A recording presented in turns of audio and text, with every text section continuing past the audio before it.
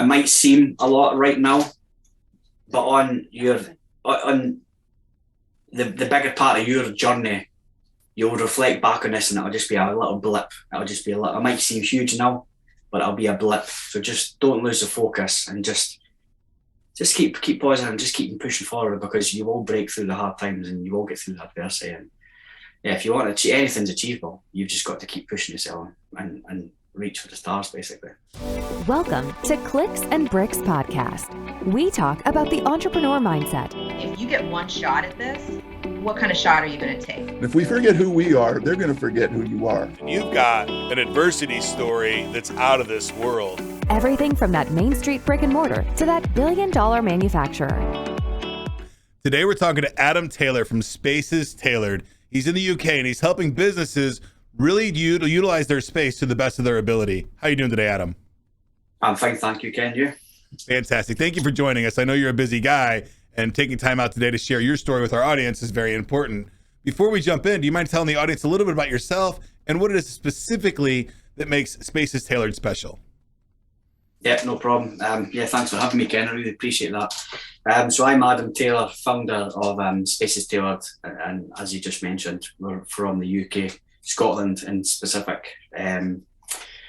My company was formed during COVID. It's what I would call my COVID baby, and 12 months later, here we are. So it's been a bit of a ride so far, but yeah, no, we're riding the wave, and I think we've started at a good time, especially with COVID. It's got people thinking about their workplace and how it should be, and how best to utilise the space with their employees and things.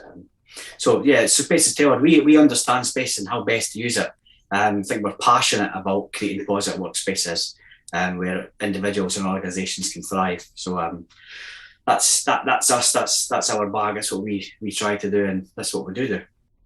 And the landscape of the business office today is changing probably faster than it's ever changed in the history that we're aware of, right? You now have desks where people were sitting and now they're work from home. So theoretically you have more space inside your building with less people. I think is probably the most common situation that's happening today. Is that pretty much on par? Yeah. I suppose the office isn't dead. By all means, the office isn't dead. I think it's just sped up the process. I think every generation or so the office changes. Not too long ago, you'll remember the cubicles. Everybody was sort of in cubicles with these big radio desks.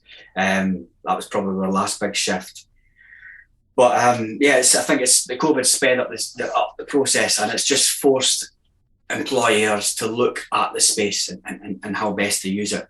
And I think we do have to adopt a hybrid working model. And I think what has shown is a lot of business, they can work remotely, and also it doesn't have to be in chicken pens, everybody's desk to desk to desk to desk. It's all about collaboration and breaking away from the desk and having these hubs and these places where you can go and you can brainstorm, and it's healthier to break away from the desk and have these little places you can go and work. And it's all about the well-being as well. We spend most of our life in the office, so if we do so many different tasks within the office or within your team or within your organisation. So all these different jobs we're trying to do during the day, it's not always productive or healthy to be sitting there constantly going over and over these things. So it's good to get away. Right. It's really hard to brainstorm with 5 or 6 people when everybody's in a cube, right? You need to be able to get out of that space and go to a more open space. But then it's really hard to get in the zone and work on something really long, like writing an article or writing code or programming. Really takes some honing in ability. So having other distractions are bad. I definitely understand that that's a huge concern, creating spaces that are right for the kind of work that you're doing. But do you also see today with company culture changing and it's harder to get employees and people want to work from home? Silicon Valley had all of these crazy, extravagant things to get people to go to their job. Do you think that that's important moving forward? and in this way you're designing your spaces for company culture to really help you be a competitive player in the marketplace when you're hiring. Yeah, for sure. I mean, looking after employee health and well-being and creating the correct environment can make an employee up to 40% more productive and more engaged. And having that flexibility it's going to help you attract talent and keep talent. I think it's important to be flexible. And people who are hybrid working just now, yeah, there might be a 60-40 or a 70-30%, whatever the way it sort of splits. But that doesn't change the fact that the office does have to have these different areas that suits a sort of hybrid working model, or like you just alluded to there, different spaces where people can go and work and do different activities productively. Absolutely. Now, Adam has put together for our audience the top 5 design flaws and how to fix them in your office. And we're going to put the link to the download at the bottom of this. But before then, can we just give the audience a little bit of information? What's the number 1 design flaw that you think businesses are facing today with their current office space?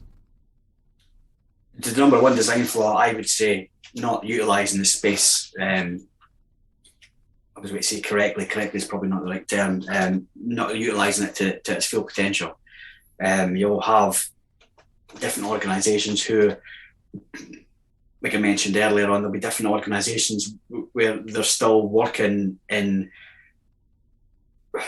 like a sort of 90s sort of office where you've got cupboards upon cupboards upon cupboards, and you've got these massive 1800 by 1800 desks, and you've got almost the desks that you used to use with your big CRT monitors stuck in. That's what I would call it, the sort of 90s office. So you've got them sort of offices. You've got other offices where you've got as many people as you can cram in as much as possible. And I'm not talking sort of call centre situation, just this is the space plan, this is the square foot we've got, how many can we get in here? And we do ask them questions. That believe it or not, is quite a common question. But I do think that trend will be changing.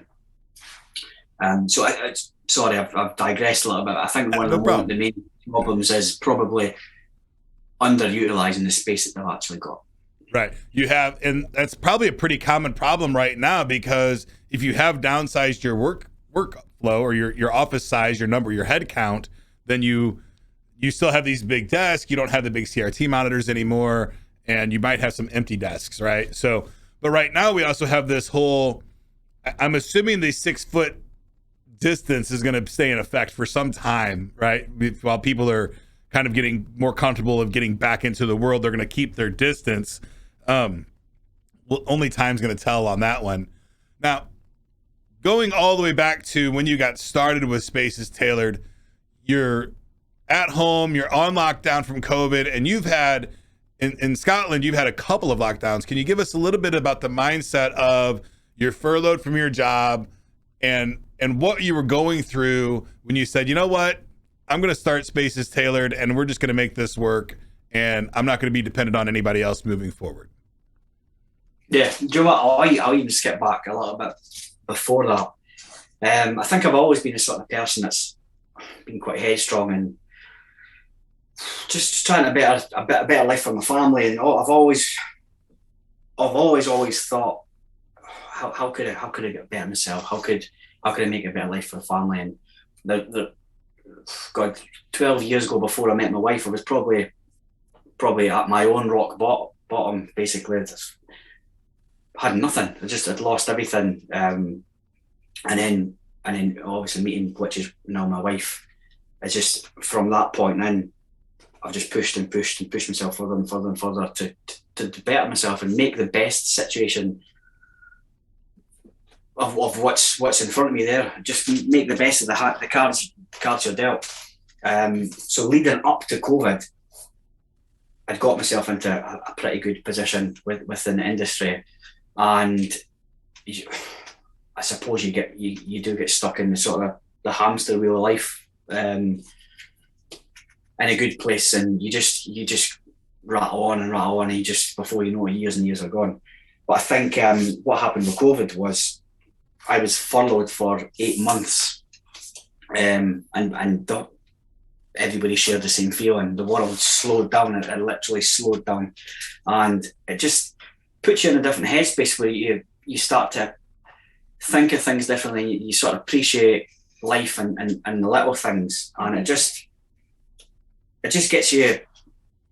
For me, it just made me think about my life and what I want from life, and where I worked and how I worked, and ultimately, one of the key things that I sort of uncovered in my mind was wellness is relative to your environment, whether it's working or whether you're in the house or whatever you're doing. It's the environment has a big effect on your wellness and how you feel. So that was sort of one of the indicators for me to try and develop on that. But that aside, again, having the time and having the freedom, God, I was the most positive I think I've ever been in my life. I was running every single day. I was running up to the point where I was running a marathon every second weekend on a Sunday. I just felt so positive. I had a baby in lockdown. Everything was just going great for me. So when I did go back to work, I had that mindset, and I'm a firm believer in, if you're looking for something or you're positive, it will come. It will come your way. You've just got to keep believing that it will come and being consistent and positive in your approach.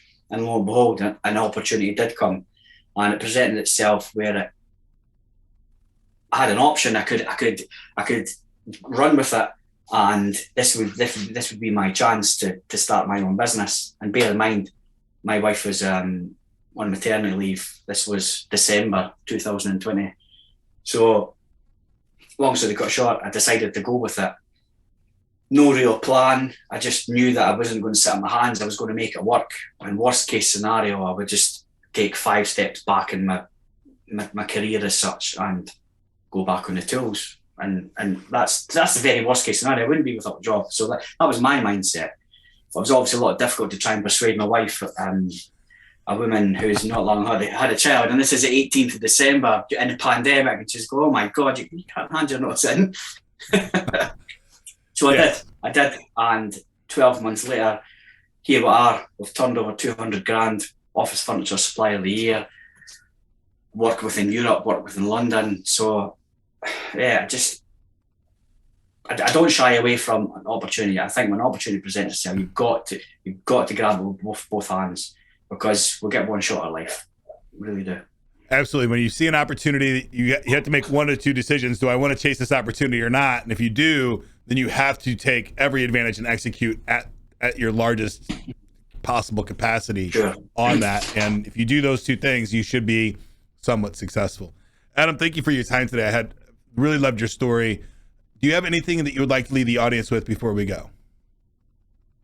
Maybe just sort of went off track a little bit there, and I went into a sort of personal journey and shared that with you. But I think if anybody else is going through adversity or hardship, I would just,